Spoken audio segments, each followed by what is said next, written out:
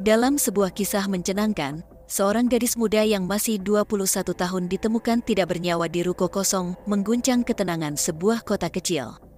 Kematian misterius itu terbongkar setelah kekasihnya membohongi semua orang terkait peristiwa memilukan yang menimpa sang gadis. Hubungan mereka yang awalnya penuh kebahagiaan berubah menjadi mimpi buruk ketika si pria mengetahui rahasia sang pacar. Sebuah malam yang seharusnya penuh cinta berubah menjadi tragedi yang tak terbayangkan. Bagaimana kisah ini bermula? Apa sebenarnya motif dalam cerita kali ini? Yuk mari kita bahas.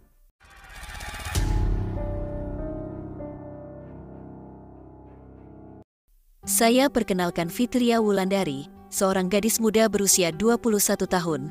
Dia adalah penduduk Kampung Batu Tapak, RT 6 RW 3, Kelurahan Pasir Jaya, Kecamatan Bogor Barat, Kota Bogor. Fitria lahir dalam keluarga sederhana sebagai kakak dari dua adik, dengan sang ayah, Irwan Iriawan, yang bekerja sebagai tukang parkir di sebuah ruko. Ibunya, Trisnani, adalah seorang ibu rumah tangga.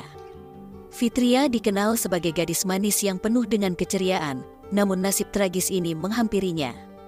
Fitria sering membagikan aktivitas kesehariannya di media sosial dan memiliki sejumlah pengikut yang cukup banyak. Ia adalah alumni SMK Borces Taruna Terpadu, dan setelah menyelesaikan sekolah, Fitria bekerja sebagai karyawan di sebuah restoran cepat saji di kawasan Yasmin Tanah Sareal, Kota Bogor. Beberapa bulan yang lalu, ia kemudian pindah bekerja ke sebuah tempat karaoke di daerah Bogor Barat, Kota Bogor.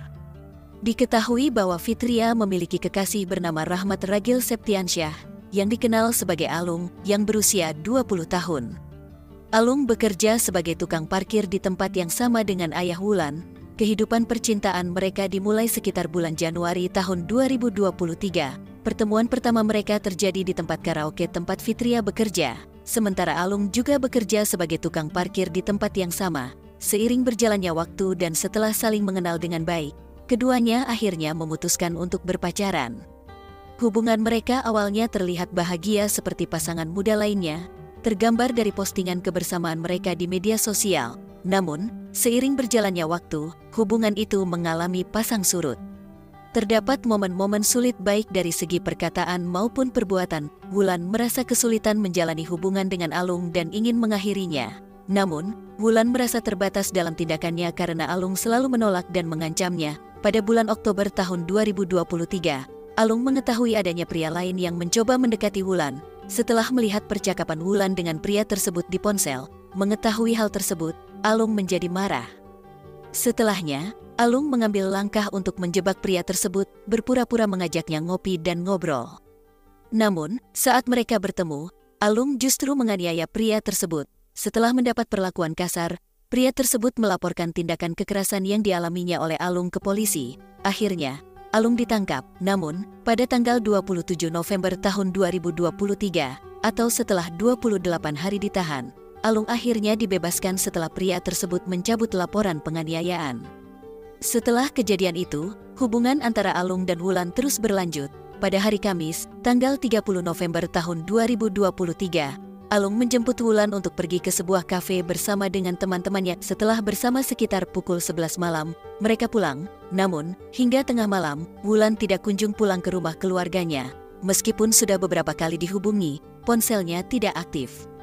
Keluarganya juga telah mencoba menanyakan kepada teman-teman Wulan, namun mereka tidak memiliki informasi mengenai keberadaan Wulan. Teman-teman tersebut mengatakan bahwa Wulan pulang bersama Alung, tetapi saat dihubungi, Alung mengatakan bahwa sudah mengantarkan Wulan sampai ke rumah. Keesokan harinya, Sabtu pagi, keluarga Wulan mulai merasa gelisah. Al menginformasikan kepada salah satu teman Wulan bahwa dia sudah mencari keberadaan Wulan hingga Jumat malam tanpa hasil. Dia terus menangis di atas motor bahkan hampir pingsan. Kemudian, siang harinya, Al menghadap ayah Wulan untuk memberitahu bahwa dia telah mencari keberadaan Wulan dengan tekun. Dalam keadaan yang sulit, Wulan tidak bisa dihubungi karena saat itu ia berada di Cilebut dan menginginkan agar dijemput sekitar jam malam. Namun, yang tidak diketahui oleh semua orang, sebenarnya Alung mengetahui kondisi dan keberadaan Wulan, tetapi dia tidak memberitahu hal ini kepada Irwan karena takut mengungkapkan keadaan sebenarnya. Pada malam hari sekitar jam 10.30, setelah selesai bekerja, Irwan pulang ke rumah. Sesampainya di rumah, dia kembali dihubungi oleh Alung dengan alasan bahwa ada sesuatu yang tertinggal di tempat parkir. Irwan kemudian kembali ke tempat parkir.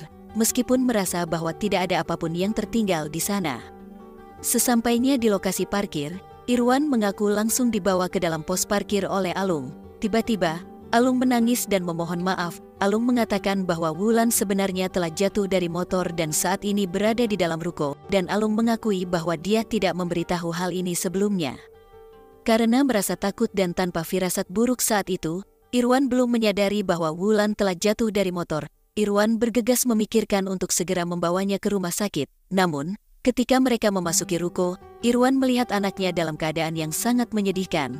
Wajahnya sudah membiru, terdapat bau yang tidak wajar, ada sejumlah luka, dan tubuhnya sudah dingin. Irwan merasa tak berdaya saat menyadari bahwa anaknya sudah tidak ada. Namun, karena merasa kejadian ini sangat aneh, Irwan kemudian melaporkannya ke Polsek Bogor Barat. Tak lama setelahnya, polisi tiba di lokasi dan melakukan olah tempat kejadian perkara, TKP. Selanjutnya, jenazah Wulan dibawa ke Rumah Sakit Polri Kramat Jati untuk dilakukan otopsi.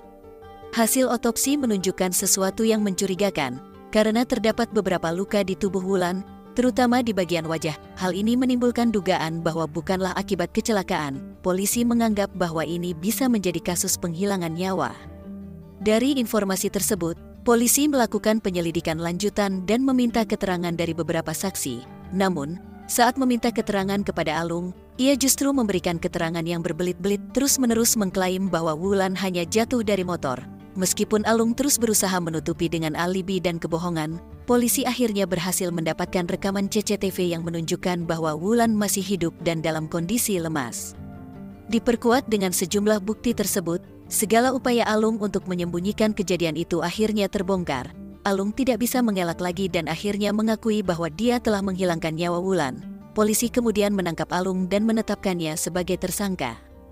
Saat ditanyai mengenai alasan dia tega menghilangkan nyawa Wulan, Alung mengaku bahwa itu terjadi karena Wulan tidak mau diputuskan hubungan olehnya.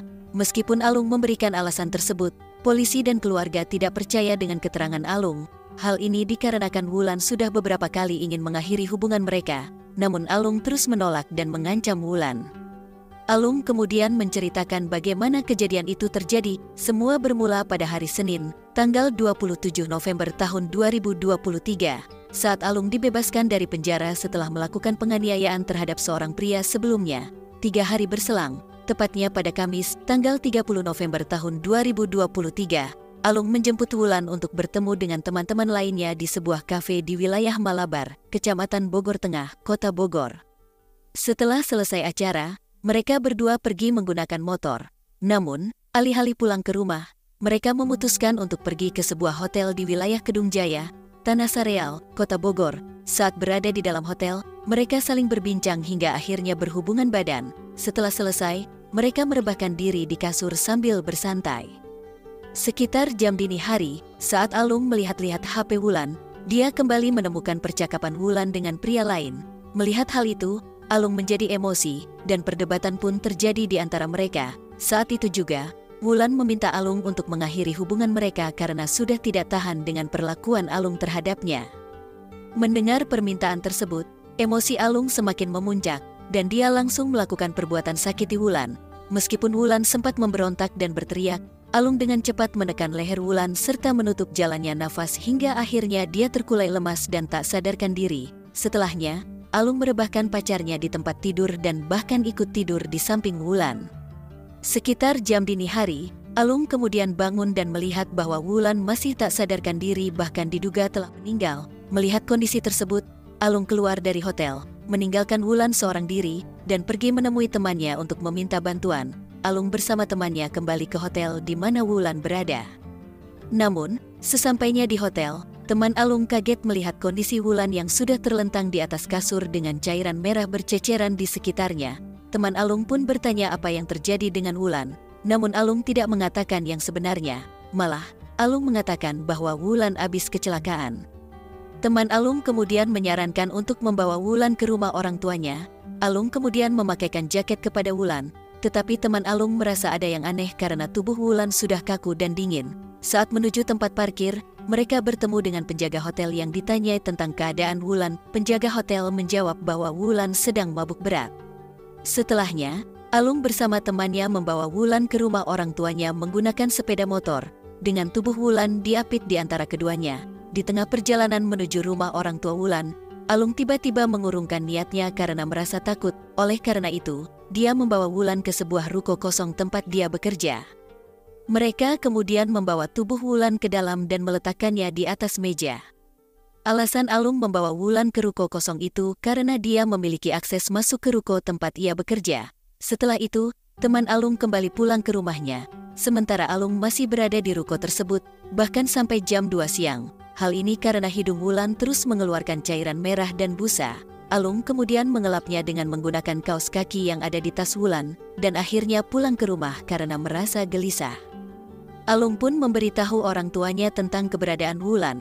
Mendengar hal itu, orang tua Alung memintanya untuk mengatakan hal yang sebenarnya kepada orang tua Wulan, hingga akhirnya Alung memberanikan diri dan memberitahu ayah Wulan tentang keberadaan anaknya. Wulan akhirnya ditemukan dalam keadaan yang menyedihkan setelah 2 hari menghilang, dan Alung akhirnya ditangkap setelah membuat skenario dengan membohongi teman serta keluarga Wulan untuk mempertanggungjawabkan perbuatannya.